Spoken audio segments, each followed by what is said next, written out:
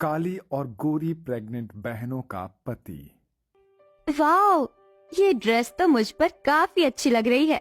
आज तो रौनित मुझे इतनी हॉट ड्रेस में देखकर फ्लैट ही हो जाएगा। आज मैं रौनित को बता ही दूंगी कि मैं उससे कितना प्यार करती हूँ।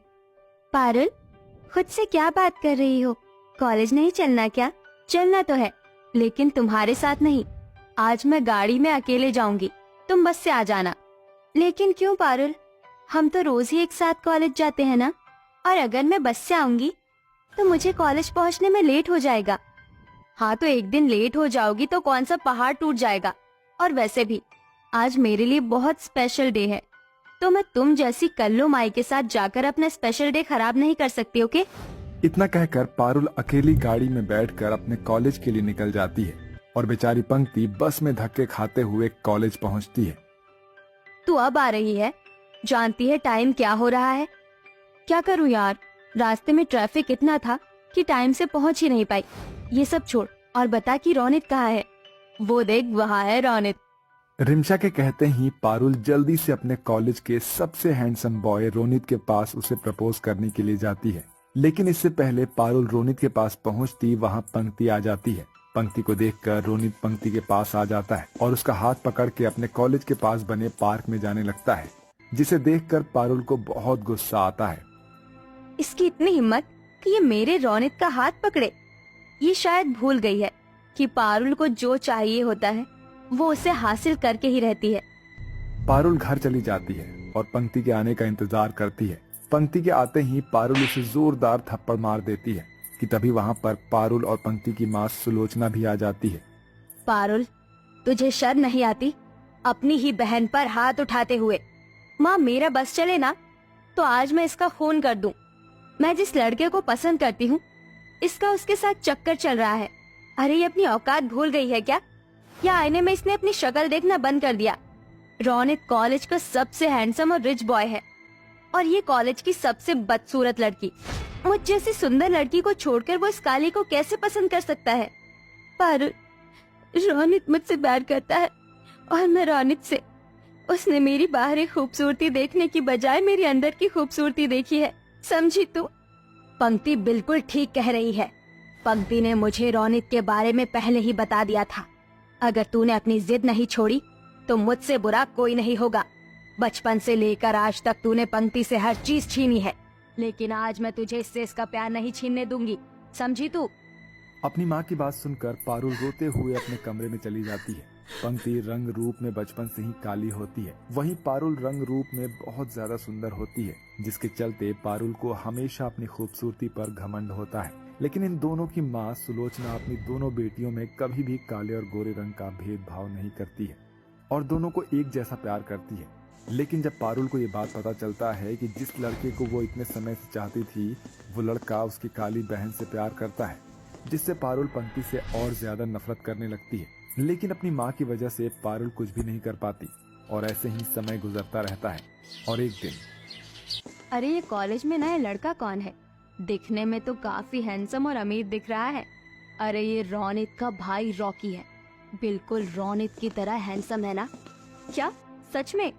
रिमशा की बात सुनकर पारुल हैरान रह जाती है और जब पारुल रोनित का पीछा छोड़कर रॉकी का पीछा करने लगती है और उसे अपने झूठे प्यार के झांसे में फंसा लेती है, ये सोचकर कि वो अब पंक्ति से बदला लेगी।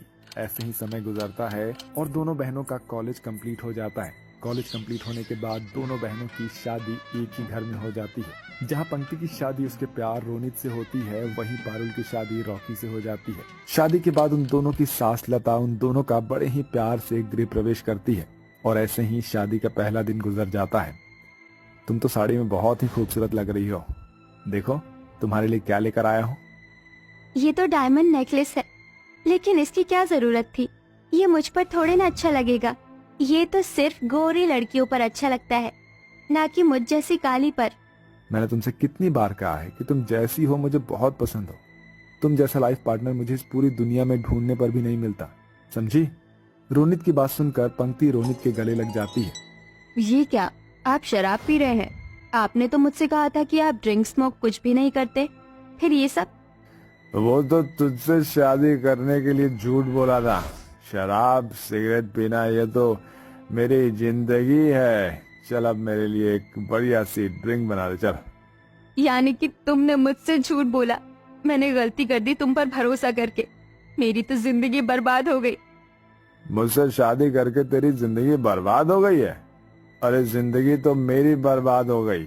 सोचा था इतने अच्छे घर की लड़की है तो शादी के बाद दहेज तो लेकर आएगी, लेकिन तू तो एक फूटी कौड़ी भी लेकर नहीं आई। हाँ, अब मेरी शराब का खर्चा कैसे निकलेगा? शादी के बाद जहाँ पंक्ति का पति रोनित उसे हमेशा प्यार करता है और उसका ख्याल रखता है, उसे गिफ्ट देता है, वहीं रॉकी ये सब करने की बजाय दिन रात शराब पीकर पारुल को मारता है। पारुल जानती थी कि उसने अपने हाथों से अपनी जिंदगी बर्बाद की है, इसलिए वो किसी से कुछ भी नहीं कहती और ऐसे ही समय गुजरता रहता है। और एक दिन दोनों बहनों को पता चलता है कि वो दोनों प्रेग्नेंट हैं। सुनिए जी, अब आप पापा बनने वाले हैं। क्या सच में पंक्ति? तुमने आज मेरी जिंदगी की सबसे अच्छी खुशखबरी सुनाई है मुझे। आज मैं बहुत ज्यादा खुश हूँ। आज के बाद तुम घर का कोई भी काम नहीं करोगी, सिर्फ आराम ही आराम करोगी और हमेशा हेल्दी फूड खाओगी। जहाँ एक तरफ रोनित पापा बनने की खुशी में सब कुछ भूलकर सिर्फ अपनी पत्नी का ध्यान रखता है, वहीं रॉकी। क्या तुम माँ बनने वाली है? एक तो मेरा यहाँ शराब का खर्चा नहीं निकल रहा है, ऊपर से अब इस बच्चे का खर्चा भी मुझे उठाना पड़ेगा। अरे बच्चा नहीं चाहिए मुझे, गिरा दे इस बच्चे को। कहाँ से कमा कर लाऊंगा मैं इस बच्चे को पालने के लिए पैसे? नहीं, मैं इस बच्चे को नहीं गिराऊंगी। शराब के नशे ने आपको पागल बना दिया है, जो आज आप अपने ही बच्चे को गिराने की बात कर रहे हैं। पारुल की बात सुनकर रॉकी पारुल के साथ मारपीट करता है। समय गुजरता है और 8वां महीना शुरू हो जाता है, जहाँ एक तरफ पंक्ति की प्रेगनेंसी में रोनित पंक्ति के साथ रहता है और उसका अच्छे से ख्याल रखता है, वहीं रॉकी हमेशा पारुल को मारता रहता है। महीने गुजरते हैं और वहीं रोज रोज की मारपीट से पारुल की तबीयत खराब होने लगती है। यहाँ बैठे बैठे आराम फरमा रही है, जा मेरे लिए चखना बना कर ला। शर्म नहीं आती आपको? मैं प्रेग्नेंट हूँ और ऐसी हालत में आप मुझे चखना बनाने के लिए बोल रहे हैं। पारुल की बात सुनकर रॉकी बिना कुछ सोचे समझे पारुल को मारने लगता है और गुस्से में पारुल को धक्का दे देता है, जिससे पारुल अपने पेट के बल पर गिर जाती है और पारुल को लेबर पेन शुरू हो जाता है।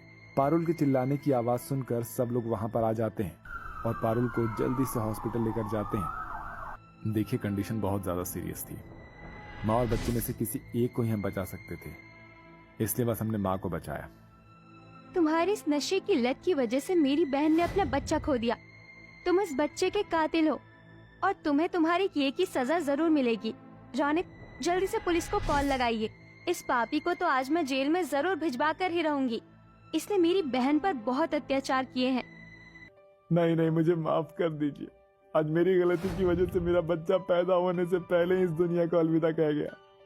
पर पारुल, मैं तुम्हारा बहुत बड़ा गुनहगार हूँ, मुझे माफ कर दो। आज के बाद मैं शराब की बोतल को हाथ भी नहीं लगाऊंगा। प्लीज मुझे माफ कर दो। रॉकी को अपनी गलती का एहसास होता है, जिसे देखकर सभी लोग उसे माफ कर देते हैं। लेकिन पारुल ये समझ जाती है कि पैसों के चक्कर में अपनी बहन से बदला लेने के लिए उसने रॉकी जैसे इंसान से शादी करके बहुत बड़ी गलती की है और इसकी सजा उसने अपना बच्चा खोकर भुगत लिया। जिससे हम लोग भी ये समझ सकते हैं कि ईर्ष्या और लालच के चक्कर में हमें कभी भी गलत कदम नहीं उठाना चाहिए, वरना इसका अंजाम तो आज हम सभी लोग इस कहानी के माध्यम से देख ही रहे हैं। संगीता, तूने तो कहा था कि आज की कॉलेज की क्लास जल्दी खत्म हो जाएगी, मगर इस माया का लंबा चौड़ा लेक्चर तो खत्म ही नहीं हो रहा। मैं पूरी तरह से पक चुकी हूँ। अब अगर मैं 2 मिनट भी और यहाँ रुकी ना तो मेरे सर का प्रेशर कुकर यहीं फट जाएगा। कीर्ति, चुपचाप से बैठ जा, मैडम हमें ही देख रही हैं। तभी टीचर माया और कीर्ति को चौंक फेंक कर मारती है। कीर्ति, क्या बातें कर रही हो तुम? बेटा कीर्ति, आज तो तू गई। ये मुंह में क्या बड़बड़ा रही हो तुम? आज मैंने करवा चौथ का व्रत रखा है, फिर भी मैं तुम सबको यहाँ पढ़ा रही हूँ। ओ गॉड, आज इस माया चुड़ैल ने करवा चौथ का व्रत रखा है। भाग ले कीर्ति, वरना आज तो ये भूखी शेरनी तुझे कच्चा ही चबा जाएगी। इतने में टीचर माया कीर्ति और संगीता दोनों को क्लास से बाहर निकाल देती हैं। चलना संगीता, बड़े जोरों की भूख लगी है, कुछ खाने चलते हैं। कीर्ति अपनी महंगी गाड़ी में संगीता को बिठा लेती है। तभी संगीता बाजार देख कर कहती है, रोक रोक रोक, चलना गोलगप्पे खाते हैं। इस पर कीर्ति बड़े घमंड से कहती है, क्या यार संगीता, दिखा दी ना गरीबों वाली जात। जहां गोलगप्पे और चाट का ठेला दिखा नहीं कि बस शुरू, देख, मैं ऐसे सस्ते ठेले वाले से कुछ भी खरीद कर खाना पसंद नहीं करती। चल मैं तुझे पिज्जा खिलाती हूँ। तभी संगीता हिचकाती हुई कहती है, मगर कीर्ति, मेरे पास इतने पैसे नहीं। ओफो, तू बस फ्री फंड में खा लियो। ये कहानी है दो सहेली, कीर्ति और संगीता की। कीर्ति अमीर बिजनेसमैन पिता की इकलौती बेटी थी, इसलिए पिता की बेशुमार दौलत ने कीर्ति को पूरी तरह से घमंडी बना दिया। वहीं संगीता एक गरीब रिक्शा चलाने वाले की बेटी थी। उसने बचपन से ही गरीबी देखी थी। कीर्ति अक्सर अपनी अमीरी को अपनी दोस्ती के बीच में ले आती थी, मगर संगीता दोस्ती को खोना नहीं चाहती थी, इसलिए वह हर बार चुप रह जाती है। इसी तरह से समय गुजरता है और कीर्ति की शादी पक्की हो जाती है। संगीता, ये ले मिठाई खा, तेरी सहेली की शादी शौर्य सिंघानिया से पक्की हो गई है। अब तो मेरी लाइफ फुल सेट है। तो भी ना किसी अमीर बंदे से शादी करना, वरना ऐसा ना हो तेरे पिता तेरी शादी अपने जैसे किसी रिक्शा चलाने वाले गरीब के साथ ही कर दे। कुछ दिनों बाद संगीता की शादी भी लग जाती है और अर्जुन के साथ उसकी शादी हो जाती है। संगीता का ससुराल बहुत ही छोटा होता है। संगीता, बस 1 मिनट यहीं ठहरो, मैं अभी आया। तभी अर्जुन अंदर जाकर आरती की थाली और कलश लेकर आता है। मैं जानता हूँ संगीता, वैसे तो एक बहू का स्वागत ससुराल में उसकी सास करती है, मगर तुम तो जानती हो मेरी माँ नहीं है, इसलिए मैं उनकी जगह तुम्हारा अपने छोटे से घर में स्वागत करता हूँ। अपने पति से ऐसा प्यार भरा स्वागत पाकर संगीता की आंखों में खुशी के आंसू भर आते हैं। कुछ ही दिनों में संगीता को ये पता चलता है कि उसके घर के बगल बना बड़ा सा बंगला उसकी सहेली का ससुराल है। ये जानकर संगीता उससे मिलने आती है। जी नमस्ते माँ जी, मैं संगीता हूँ, कीर्ति की सहेली। अरे तुम तो अर्जुन की पत्नी हो ना? जी माँ जी, 2 दिन पहले ही मेरी शादी हुई है। इतने में कीर्ति आ जाती है। अरे संगीता, तुम यहाँ पर क्या कर रही हो? वो अर्जुन फैक्ट्री चले गए हैं तो मैंने सोचा तेरे पास चली आऊं, थोड़ी बातें कर लेंगे हम। हमारा ससुराल पड़ोस में जो है। मेरे पास फालतू की गॉसिप के लिए टाइम नहीं है। पार्लर वाली के साथ मेरा अपॉइंटमेंट है, मैं वहीं जा रही हूँ। तुम यहाँ पर रुककर क्या करोगी? तुम भी चलो। कीर्ति संगीता को अकेले में बहुत खरी खोटी सुनाती है। संगीता, तुम क्यों मेरी ससुराल वालों के सामने मेरी बेइज्जती करवाने पर लगी हो? ऐसे मेरे ससुराल में घुस आई हो, वो भी ऐसी सस्ती साड़ी में। भले हम सहेली हैं, मगर हमारे स्टेटस एक दूसरे से बिल्कुल भी मिलते जुलते नहीं हैं। कीर्ति के दिए ताने संगीता के दिल पर लग जाते हैं। ऐसे ही समय बीतता है और करवा चौथ आ जाता है। तभी अर्जुन अपनी जेब से 500 रुपए निकाल कर संगीता को देता है। संगीता, तुम्हारे पति के पास तुम्हें देने को ज्यादा तो नहीं, जो है बस यही है। तुम भी सोच रही होगी ना कैसे गरीब से शादी की है, जो तुम्हें करवा चौथ के लिए भी खुला खर्चा तक नहीं दे पा रहा। अजी ये कैसी बातें कर रहे हैं? मेरा श्रृंगार तो आपसे है और मैं आपके साथ बहुत खुश हूँ। 500 रुपए लेकर संगीता खरीदारी के लिए बाजार आ जाती है। शौर्य, कुछ दिन में करवा चौथ आने वाला है और शादी के बाद ये मेरा पहला करवा चौथ है। तुम आज ऑफिस की छुट्टी ले लो, मैं करवा चौथ की सारी शॉपिंग तुम्हारी पसंद से करना चाहती हूँ। आई एम सॉरी कीर्ति, एक इम्पोर्टेंट मीटिंग में जाना है। मेरा क्रेडिट कार्ड ले जाओ और शॉपिंग कर लेना। कीर्ति क्रेडिट कार्ड लेकर गाड़ी में बैठकर बाजार आकर महंगी साड़ी, ज्वेलरी, मेकअप सब खरीदती है। तभी वहां वो संगीता को फुटपाथ से साड़ी खरीदते देखती है। भाई साहब, ये वाली साड़ी कितने की है? बहन जी, कोई भी साड़ी 500 रुपए सेल की है। भैया थोड़ा ठीक लगा लो, मेरे पास बस 500 रुपए ही हैं और मुझे करवा चौथ की बाकी की खरीदारी भी करनी है। क्या मैडम, आज के जमाने में इससे सस्ता क्या मिलेगा? संगीता वो साड़ी खरीद लेती है। तभी कीर्ति अपनी अमीरी पर इतराते हुए उसे नीचा दिखाती है। संगीता, ये फुटपाथ से खरीदी हुई सेकेंड हैंड साड़ी तुम करवा चौथ पर पहनोगी? ये देखो, मैंने करवा चौथ के लिए ये महंगी साड़ी ली है, मगर इतनी महंगी साड़ी पहनने की तुम्हारी औकात कहाँ? पूरे 1 लाख रुपए की है, सुंदर है ना? संगीता आंसू भरी आंखों से कहती है, तुम्हारी साड़ी बहुत सुंदर है। कीर्ति, अच्छा मैं चलती हूँ, अर्जुन मेरा इंतजार कर रहे होंगे। संगीता आंखों में आंसू लिए घर आ जाती है और कीर्ति करवा चौथ के लिए मेहंदी और पार्लर वाली को बुक करती है। ओके मीता, तुम मॉर्निंग में आ जाओ, फिर मुझे मेहंदी भी लगा देना और ट्यूटोरियल भी कर देना। किसका फोन था कीर्ति बहू? वो मेरी मेहंदी वाली का फोन था मम्मी जी, मैंने करवा चौथ की मेहंदी लगवाने के लिए बुलाया है। कीर्ति बहू, तुम अपनी सहेली संगीता को भी बुला लेना, वो भी हमारे घर पर मेहंदी लगा लेगी। नहीं मम्मी जी, उसे इतनी महंगी मेहंदी लगाने की आदत नहीं है, गरीब है ना, इसलिए पैसे बचाने के लिए पत्ते पीस कर ही मुट्ठी छाप लेगी। बहू, ये तुम कैसी बातें कर रही हो? आखिर वो है तो तुम्हारी सहेली ही ना। इस पर कीर्ति चिढ़कर मन में कहती है, पता नहीं मेरी गरीब सहेली ने मेरी सास को ऐसी भी कौन सी गुट्टी घोलकर पिला दी है जो उसकी ही रमता जोगी बनी हुई है। एक तरफ जहां कीर्ति करवा चौथ के खातिर हाथों पैरों पर भरी मेहंदी लगवाती है, वहीं गरीबी में संगीता अपने हाथों से सिलबट्टे पर पत्ते पीस कर मेहंदी लगाती है। वहीं कीर्ति की सास रोमा उसे सरगी से भरी थाली देती है। वहीं अर्जुन मिट्टी के चूल्हे का धुआं झेलकर अपनी पत्नी के खातिर सरगी में उसे सिवई रोटी देता है। उठो संगीता, सरगी का समय हो गया है। अजी, ये सरगी की थाली आपने मेरे लिए सजाई है। शुक्रिया अर्जुन जी, मैं बड़ी खुशकिस्मत हूँ जो मुझे आप जैसा पति मिला है।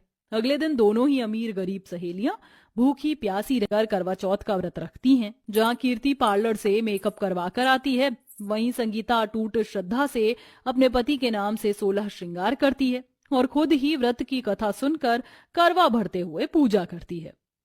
हे चौथ माता, मेरे करवा चौथ का फल मेरे पति को मिले, उन्हें खूब तरक्की देना और उन्हें मेरी भी उम्र लग जाए। संगीता की प्रार्थना पूरी हो जाती है।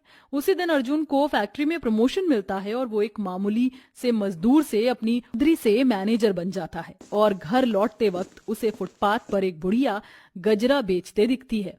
सुनो बेटा, अपनी पत्नी के लिए गजरा और चूड़ी ले लो, आज करवा चौथ है। अर्जुन चूड़ी और गजरा खरीद लेता है। हाजी, आ गए आप? हाँ संगीता, तुम जरा पीछे घूम जाओ, मैं तुम्हारे लिए कुछ लाया हूँ। अर्जुन अपने हाथों से संगीता के बालों में गजरा लगाता है और उसे चूड़ी पहनाता है। बाहर दरवाजे पर खड़ी कीर्ति ये देखकर चिढ़कर वापस लौट जाती है। कीर्ति बहू, संगीता को बुलाने भेजा था ना, वो कहाँ है? कीर्ति बिना कोई जवाब दिए अपने कमरे में चली जाती है। वहीं संगीता चांद को अर्घ देकर अर्जुन के हाथों से पानी पीकर व्रत खोलती है। दूसरी तरफ शौर्य देर से घर आता है।